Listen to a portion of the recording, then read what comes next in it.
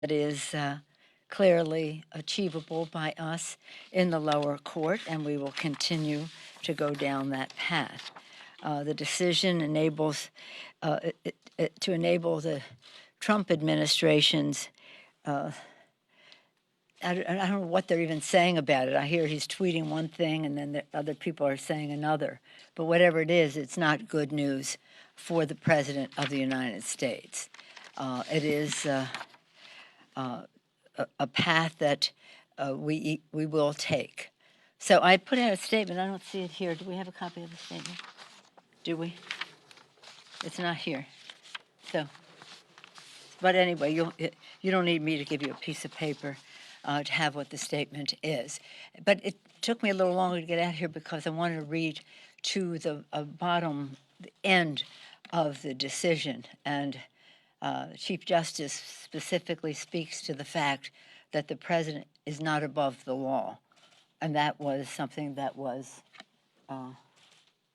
proclaimed in the decision, including two of his recent appointments. A careful reading of the Supreme Court ruling related to the president's financial records is not good news for President Trump. The court has reaffirmed the Congress's authority to conduct oversight on behalf of the American people as it asked for further information from Congress. Congress's constitutional responsibility to uncover the truth specifically related to the president's Russia connection that he is hiding. The Congress will continue to conduct oversight for the people, upholding the separation of powers that is the genius of our Constitution. We will continue to press our case in the lower courts. That's what happened this morning. Earlier this morning, for the 16th week in a row, over 1 million Americans applied for unemployment insurance. 16th week in a row. We have to open up our economy. We can only do so by killing off the virus. That's what's in the HEROES Act.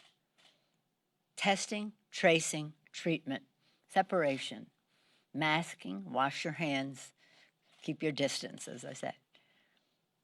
That is what is in the HEROES Act. There's all of the scientific pronouncements have spoken to the need for more testing and the urgency of tracing and the benefit of treatment so that people do not die. Again, this administration seems to be turning its back on science and instead saying, open up, take a risk. Oh, by the way, open up the schools. Open up the schools. As a mother and a grandmother, we all, and everybody I know, wants to open up the schools. Indeed, a large percentage, overwhelmingly, the teachers want to open up the schools. But it has to be safe for the children. And to be safe for the children, we must attack this coronavirus. We must kill it off. We cannot ignore it, and we cannot call it a hoax. And we cannot misrepresent the facts as to what the status of it is. In order for the children to go back to school, our state and local governments have to function. That's what the HEROES Act is about. The first piece of it, honor our heroes. State and local government, hiring our first responders, our teachers, our healthcare workers who risk their lives so that to save other lives, and now they may lose their jobs. Over 1 million public employees have lost their jobs in the course of this coronavirus. And we can change that if we make the commitment in the HEROES Act to state and local government. And by the way, go there, speaker.gov/HEROES Act, and see how much money goes to your community, your state, your locality, your county, your municipality. And then recognize that it is only 1/2 of what the Republicans gave to the top 1% in their tax scam. And their tax scam cost twice as much as what we want to spend to open up government, to provide the services that people need. to open up our economy and to open up our schools. Secretary of Education indicated that children should go to school. They have to take risks. Everybody takes risks. Take risks to ride a bicycle, to be an astronaut. There's risk. You have to take risk. No, we don't want our children to take risk to go to school. We're supposed to mitigate for any damage. We're supposed to keep them safe. So with stiff competition, that was one of the most ill-informed statements. Stiff competition, though, in this administration on this and other subjects. And the third part of it is we're never going to have our economy come back unless we recognize that we must put money in the pockets of the American people. And that's what we do with the third pillar of the HEROES Act. Unemployment insurance will expire in a few weeks, in July. Unemployment insurance will expire. The HEROES Act extends it. And again, the last checks go out about July 26th, something like that, but it's over by the end of the month. We must renew unemployment insurance. This morning, 16th straight week of 1 million people, over 1 million people applying for unemployment insurance. And we have to put the money in the pockets of people with our direct payments. Absolutely essential. If we do not help our state and local governments honoring our heroes, if we do not kill off this virus, and if we do not put money in the pockets of the American people, our economy will only worsen. Don't take it from me. Take it from authorities on the subject who track this all the time. So it's absolutely essential that we come together in a bipartisan way and get this done in the next few weeks. It also has in there resources that have bipartisan support in the country for helping the keeping the Postal Service going, keeping voting at home funded, and also a very important part of putting people back to work, our OSHA provision for safety in the workplace. PPP and its availability or lack thereof is very much a part of everything we've been talking about meeting the needs, the healthcare needs of people who are diagnosed. It's essential to our teachers and our children going back to school. Teachers, custodians, all of those who are responsible for the education of our children, which is the highest priority for us all, safely. PPP necessary. And again, we have a shortage of that. So we have to have common sense weigh in on this, common sense to listen to the scientist, and not CDC regulations that are predicated on a tweet. What? We always want any guidance that we get to be updated by the scientific knowledge and the rest. But this to be downgraded on a tweet just tells you how senseless all of this is. As we're gathering here this week, many things are going on. The Appropriations Committee is meeting every day starting Monday of the next 2 weeks, putting together our appropriations bills, which, as you know, must be passed by September 30th. That's the deadline. The Armed Services Committee is meeting, I think, right now as we speak, and they're being briefed on matters that relate to Russia. Right now, today, I guess it is continuation of the work of the Energy and Commerce Committee that is having its hearings. Appropriations, Homeland Security, these are the subcommittees of appropriations. Foreign Affairs Committee on Europe is having its hearings. Education and Labor, examining the impact of COVID-19 on the future of higher education. Financial Services, economic perspectives on alternative approaches to protecting workers during COVID-19. Oversight Committee goes into the life-threatening impact of single-use plastic on human health. And then In natural resources, there's a meeting of Democrats only on the restoration economy, examining environmental and economic opportunities. The list goes on. Homeland Security, small business, budget, Veterans Affairs, energy and commerce, I said, and there are like 3 days of these meetings. So I'm very proud of the work that the members are doing to prepare us for the votes on the floor when we call all the members back. Intelligence Committee, when we come back, we'll be marking up the intelligence bill, but it is all in the works now. So we're getting ready for when they come back, and when we, as I say, many of these meetings are virtual, some are hybrid, some are actual, all of them important, and all of them to be acted upon when we come back, including the appropriations bill and almost immediately the National Defense Authorization Act. The urgency is more than urgent. It's so necessary and so obvious of the HEROES Act demands. It's an imperative that we put something together that passes out of the Congress, signed by the President by the end of July, so that we are people who will have uncertainty in their lives because of unemployment, uncertainty in their lives because of just not having resources, will have the comfort of knowing, and therefore the consumer confidence to spend, which is so important. But anyway, just very eventful time. Sad about the 16th week of people applying for unemployment insurance. Carefully reading the Supreme Court decision and responsibilities, 4 of them that they lay out for the Congress, which we will abide by in the lower courts.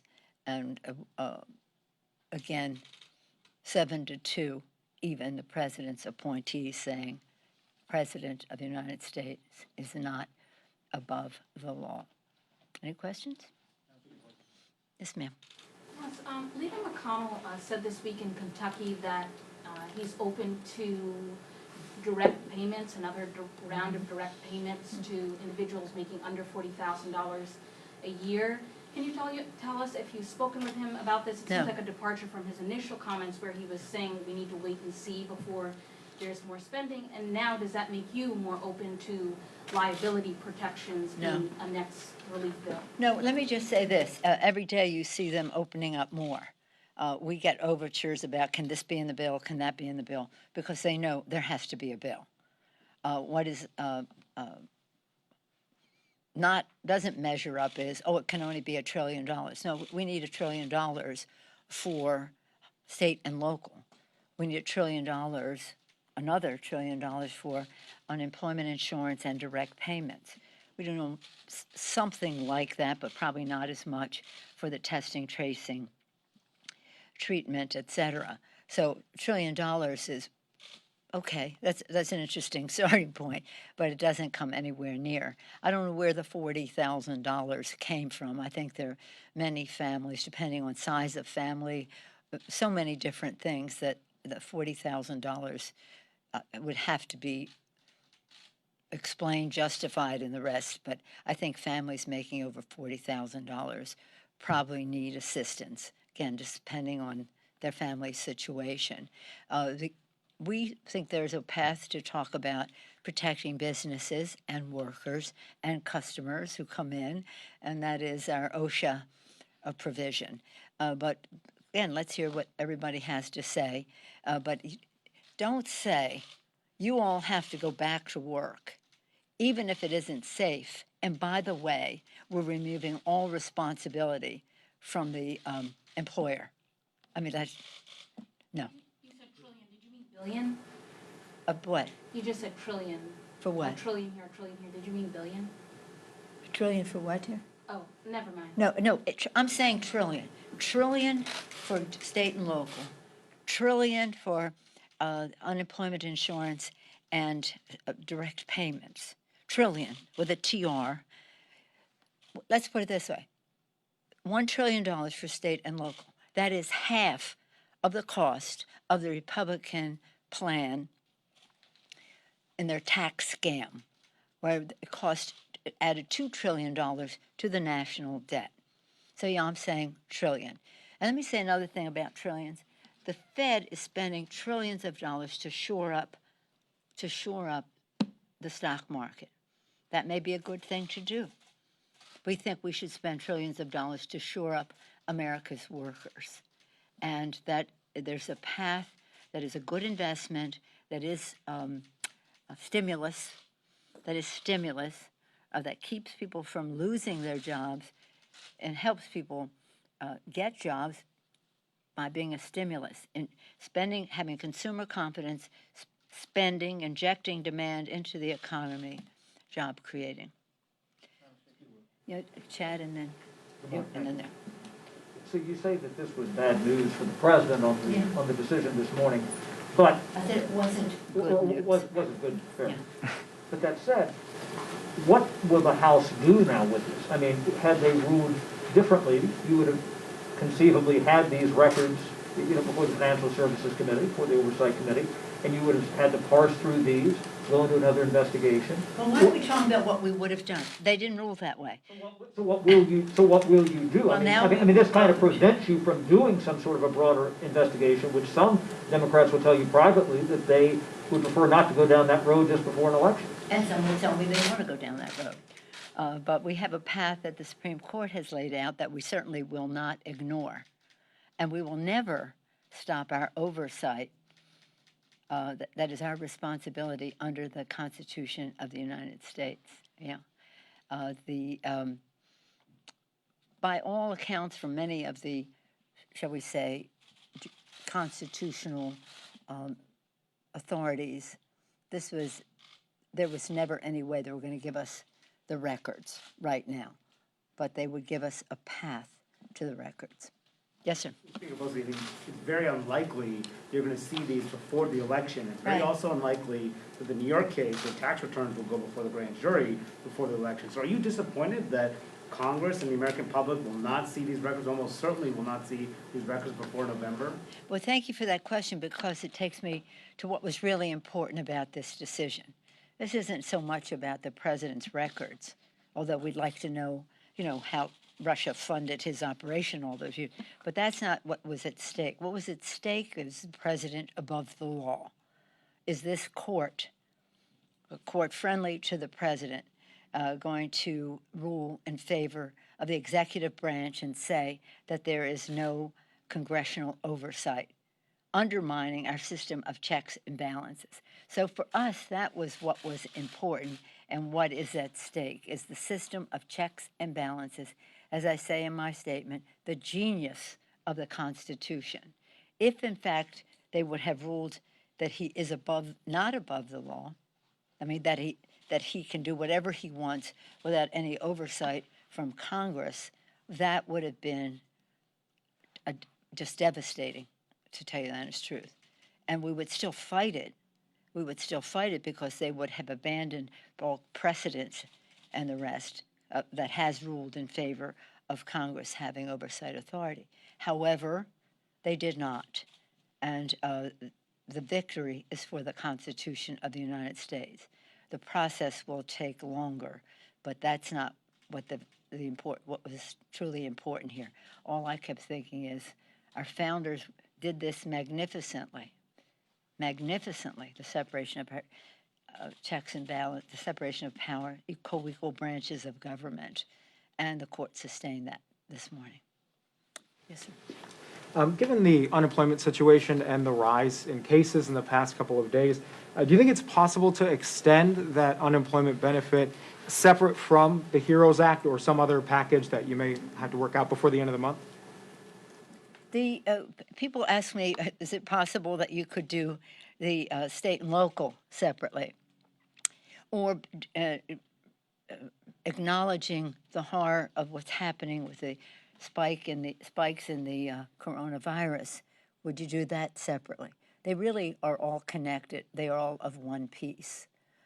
We will be working on, and our budget committee has been making progress on this, on how we have stabilizers so that if you reach a certain unemployment rate or whatever measure is appropriate to the action required, that it would automatically happen so that there's no doubt. But this unemployment insurance uncertainty is devastating to families. So I don't know, I don't know if that's the easiest thing. I don't know that they support unemployment insurance. But I do think that they will eventually support state and local government. And they're going to have to come around to something on COVID. And by the way, much of what we have on these testing, tracing, treatment, et cetera, relates to addressing the disparities in our community, how low-income families and people of color suffer in a disproportionate way because of their predisposition to it, because of their lack of access to testing early enough and the rest. So every piece of it is critically important, and there's no reason why we should we just ignore testing and let this thing go? Should we just say to state and local, too bad, fire people, diminish services to your populations, and also raise taxes? I mean, this is a very well thought out initiative, and it's all connected. Open up the economy, test, treat the people, honor our heroes. It's all connected. Any other women who have a question? Yes, ma'am. You, here. Thank you, Madam Speaker. So you were just talking about congressional oversight. So my question is about the United States withdrawal from the World Health Organization. Since you mentioned that the defund from the organization would be illegal, would House Democrats planning to take any action? We are putting together our appropriations bill now. I think the president's withdrawal from WHO is senseless. It's not only about the coronavirus, it's about polio, it's about other afflictions, diseases, diagnoses that we have worked together to try to eliminate or diminish. So I think it's senseless. As you know, it doesn't become effective until next summer, 2021, I think it is July. We'll be addressing it in our appropriations bill that is being written this week and next to counter that. Yes, sir. Speaker Pelosi, on Tuesday, the HHS appropriations markup, Congressman Cole criticized the fiscal spending year, or next spending bill, for forcing family planning guarantees to provide information on abortion to all pregnant women they serve, regardless of their religious belief. I just wanted to get your thoughts on that. I haven't seen that. I don't know what he said about it, but when I see it, I'll let you know what I think of it. There's also a push to be able to take out the Hyde Amendment. Well, let me just say this about the Hyde Amendment. For 40 years, since I was not even in Congress, I have been dismayed by the injustice of the Hyde Amendment. It just discriminates against poor women, and largely they are women of color. And so I don't know if that relates to that. I don't know what that is. I don't think that it's in the bill. I don't know. You'll have to. It's not in this bill, but there was a push to possibly remove the Hyde Amendment in the coming spending bills in the years to come. Well, what are we talking about the years to come? I myself would like to see it gone. I think it's gravely unjust, but it's not in this bill, as I understand. So what was he complaining about? Something that wasn't in the bill? No, he was complaining about criticizing that that family planning guarantees to provide information on abortions to all pregnant women that they serve, regardless of their religious belief. I don't even know what you're talking about. I mean, I just don't. And I'm an appropriator, and I served on Labor HHS for many years. And I'm very close to the issue of family planning, being a mother of 5 in 6 years to the day. Hyde I know something Amendment about gone. this, but I don't know what he's complaining about there. Yes, ma'am. Madam Speaker, this question is close to home for you. The city of Richmond is obviously in sync with your desire to get rid of Confederate statues, but in Baltimore and Little Italy, the statue of Christopher Columbus was removed or taken down. And I wonder if you have anything to share about that. Well, I'm not a big, I don't even have my grandmother's earrings. I'm not a big, let's see what we have in terms of monuments in this. I'm more interested in what people have accomplished. I think that it's up to the communities to decide what statues they want to see. But I think that it's very important that we take down any of the statues of people who committed treason against the United States of America, as those statues exist in the Congress of the halls of Congress, in the rotundas, not the rotunda, I don't think, but in the statuary hall and the rest, where some of them are. But I'm not one of those people who's wedded to, a statue to somebody someplace is an important thing. I don't, again, if the community doesn't want the statue there, the statue shouldn't be there. That doesn't diminish my pride in my Italian American heritage and the fact that it was a country discovered by an Italian, named for an Italian, Amerigo Vespucci.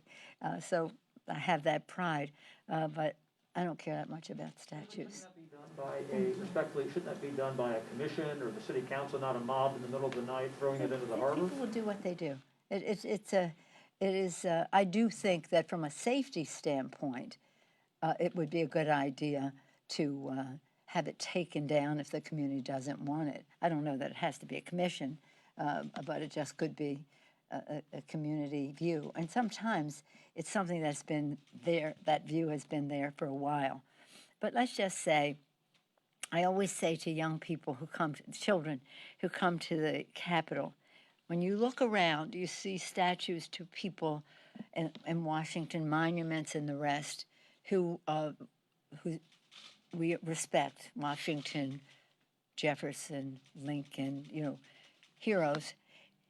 They would want us to be talking about the future, your future. So everything we do here is about you. It's not necessarily, they would want it to be about looking forward, not looking back. So let's just think about what are the values, the vision, the perspective that we enshrine, and how that benefits our children, rather than having a big fight about was somebody worth it. We know they're not worth it if they committed treason against the United States.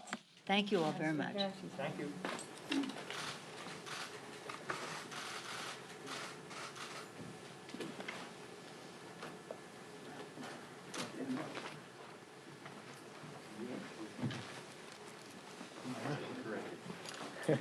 Yeah, you got them,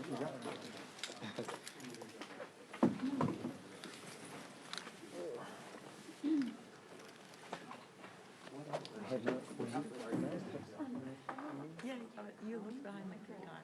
I literally looked, I heard the door open, and I literally looked, I'm like, the door open. No, you must not have done it.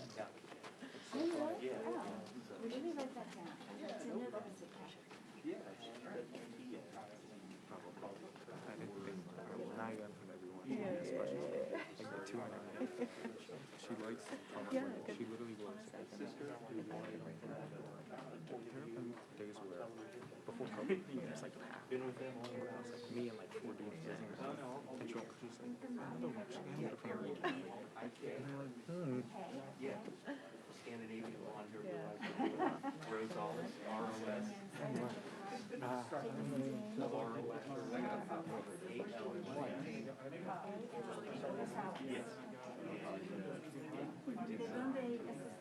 Yes.